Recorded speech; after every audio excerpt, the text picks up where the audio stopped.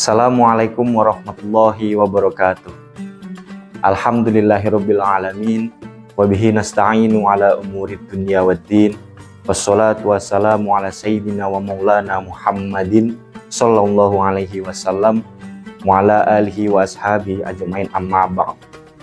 Qala Allah ta'ala fi kitabihil karim, a'udzu billahi minasyaitonir rajim.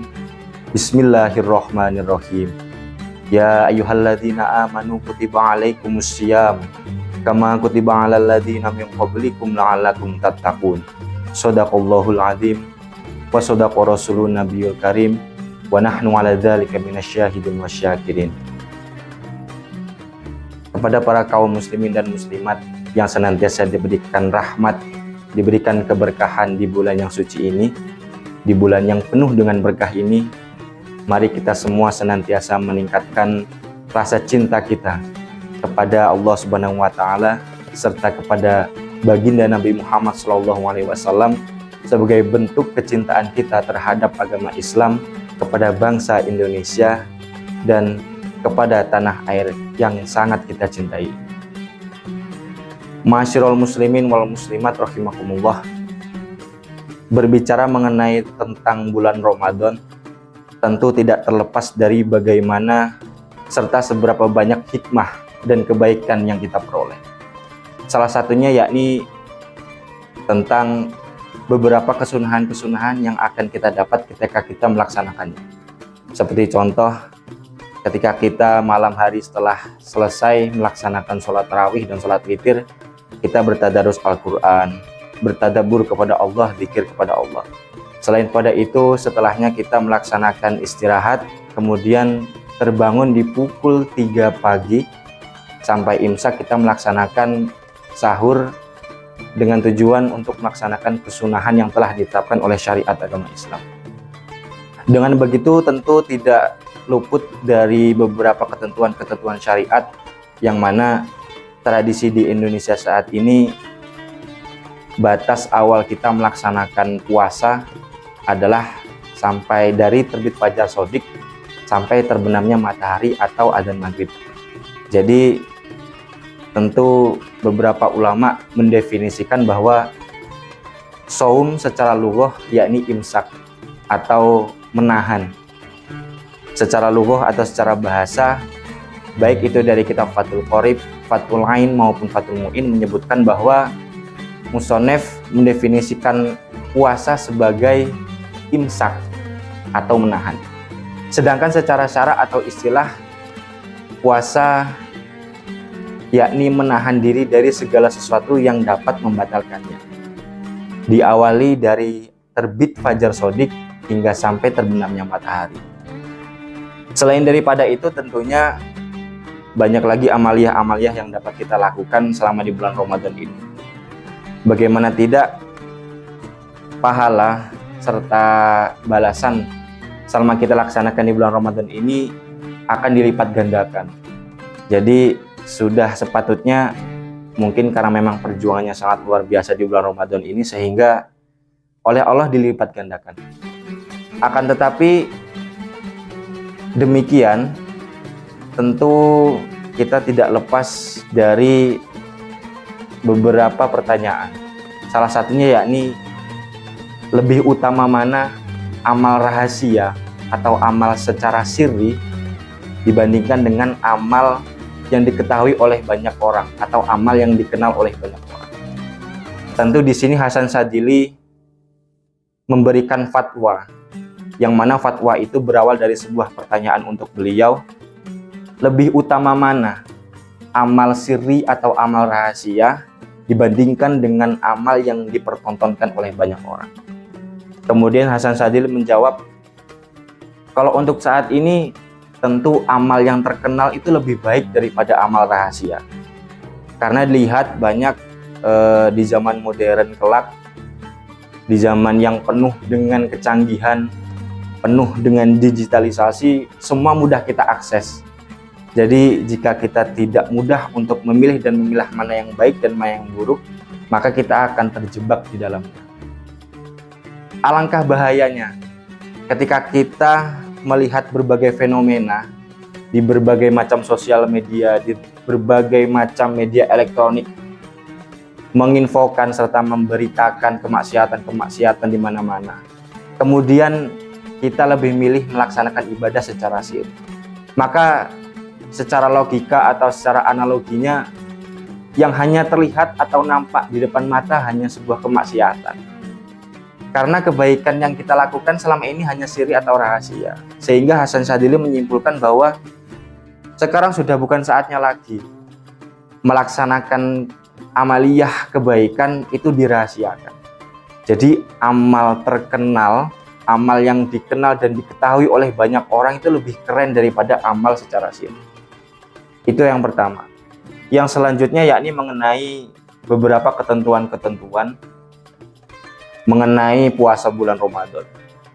Yang pertama yakni mengenai tentang niat.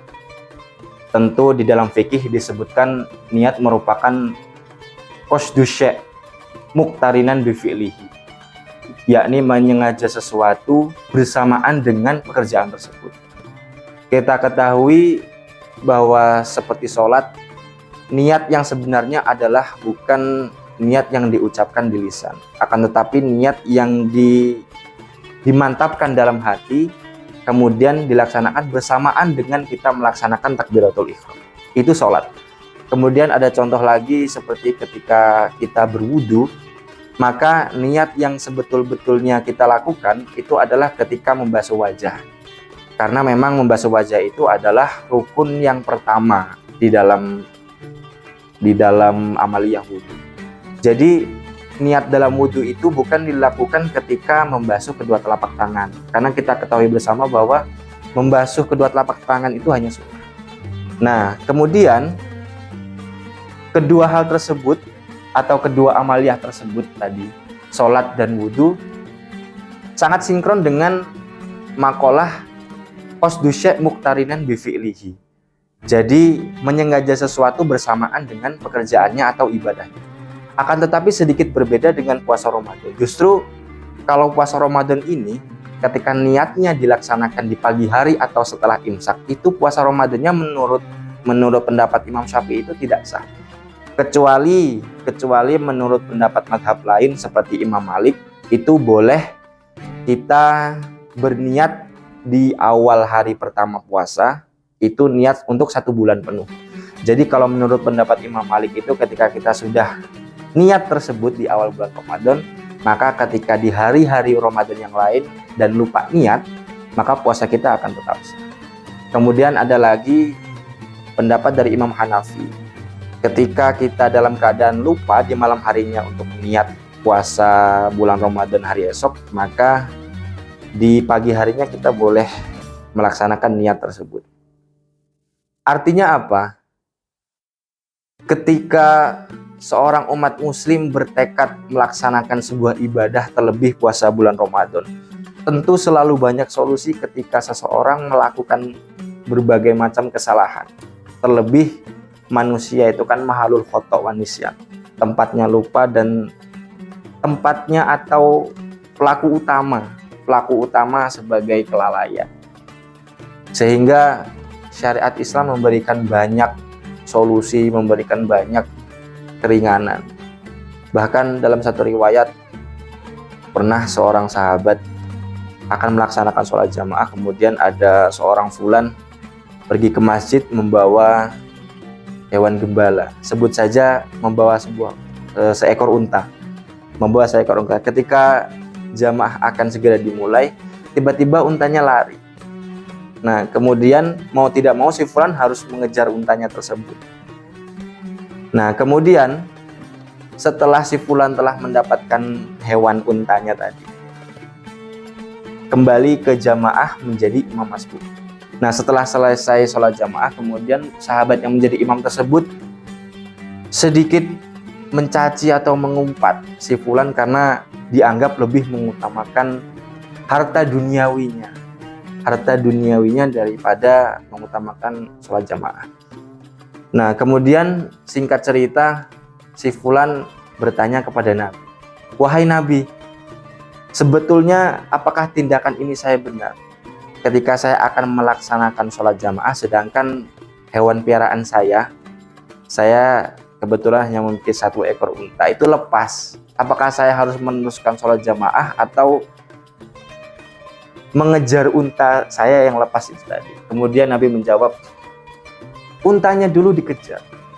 Karena saya tidak mau nanti gara-gara unta sampean itu lepas dan sampean biarkan atau Anda biarkan hilang, maka nanti saya takutkan Anda menjadikan sholat sebagai problem.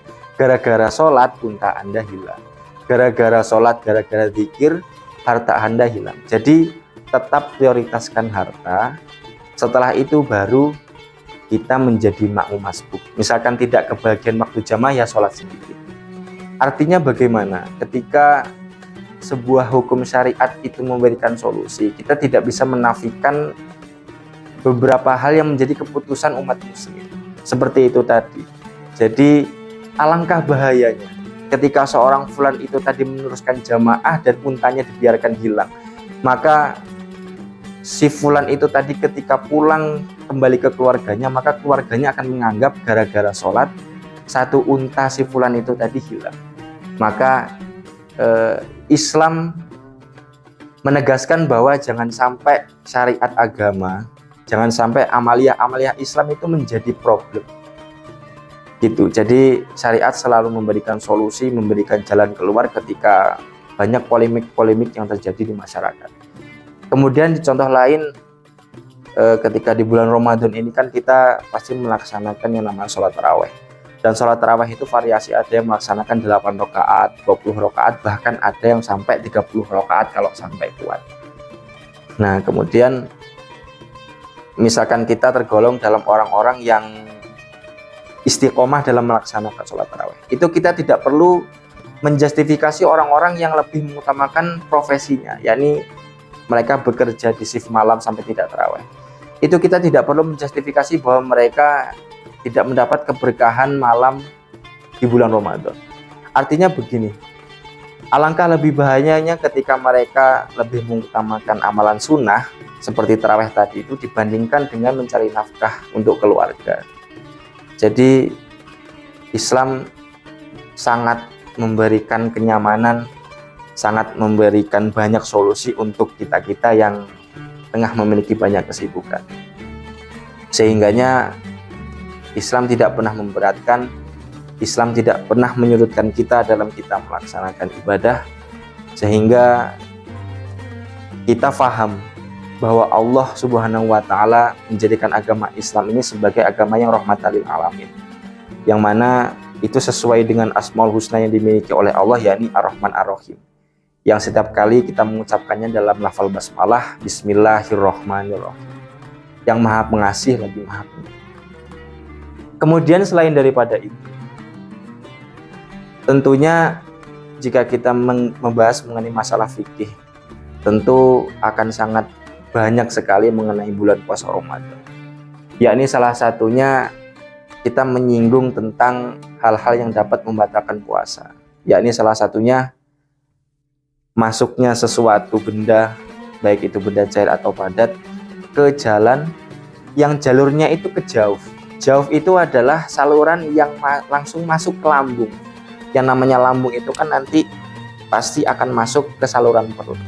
Sehingganya ketika ada sesuatu yang masuk kok itu tidak pada jalur jauh atau tidak masuk pada jalur perut, maka itu puasanya tidak dihukumi batal. Seperti contoh ketika kita biasanya sakit, kita melakukan suntikan, sebuah suntikan untuk membuat badan kita menjadi lebih baik, badan kita yang bisa sembuh dari suatu penyakit. Kemudian ada lagi kasus untuk impus, karena impus itu kan tidak masuk pada saluran perut atau saluran jauh. Sehingganya dalam permasalahan fikih pun Islam selalu memberikan keringanan, selalu memberikan toleransi, sehingga tidak memberatkan bagi kita untuk melaksanakan berbagai banyak amalia. Kalau misalkan hanya kita mengejar pahala, tentunya orang-orang yang lebih mengutamakan pekerjaannya untuk mencari nafkah keluarga dibandingkan sholat tarawih, tentunya nanti mereka akan bisa melaksanakan sholat tarawih dengan sendiri, atau istilah fikihnya itu munfarid. Hadirin wal hadirat rahimakumullah, ma'asyiral muslimin wal muslimat yang senantiasa diberikan keberkahan oleh Allah. Tentunya di bulan Ramadan ini kita berharap banyak kebaikan yang akan kita peroleh. Yakni salah satunya dengan memantapkan niat, kemudian bermuhasabah diri. Artinya kita sebagai manusia tentu tercipta dari tanah dan kita terbuat dari air yang paling hina, yakni air mani. Sehingganya membuat kita tidak ada alasan untuk bersifat takabur. Salah satu alasan kita tidak boleh bersifat takabur adalah karena memang itu satu-satunya sifat yang hanya boleh dimiliki oleh Allah. Yang mana Allah memiliki asmaul husna, yakni mutakabbir, yakni mengagungkan diri. Karena kita hanya sebagai manusia biasa, akhirnya kita akan dianggap sebagai orang yang lancang memakai sifat Allah atau sifat ketuhanan yang berupa mutakabbir ketika kita berlaku sombong atau merasa lebih baik dari yang lain. Kemudian selain daripada itu, tentu Allah maghfirahnya tidak terbatas. Sebesar apapun dosa yang dilakukan oleh manusia, tentunya akan selalu mendapatkan pengampunan dari Allah Subhanahu wa taala. Kaum muslimin dan muslimat yang senantiasa diberkahi oleh Allah, demikian kultum singkat dari saya, semoga dapat memberikan banyak manfaat serta dapat memberikan keberkahan pada kaum muslimin dan muslimat di bulan yang suci ini. Kesimpulannya bahwa di bulan yang Ramadan ini menjadi ajang kita untuk bermuhasabah diri, mengoreksi diri mana-mana saja yang kurang dari kita ketika kita laksanakan, ketika kita lakukan di luar bulan suci Ramadan. Apalagi di bulan suci Ramadan ini ajang untuk sebanyak mungkin kita mencari kebaikan, sebanyak mungkin kita mencari amal kebaikan serta jalan untuk menuju surga. Usikum wa nafsi bitaqwallah, wallahul muwaffiq ila aqwamit thoriq. Wassalamualaikum warahmatullahi wabarakatuh.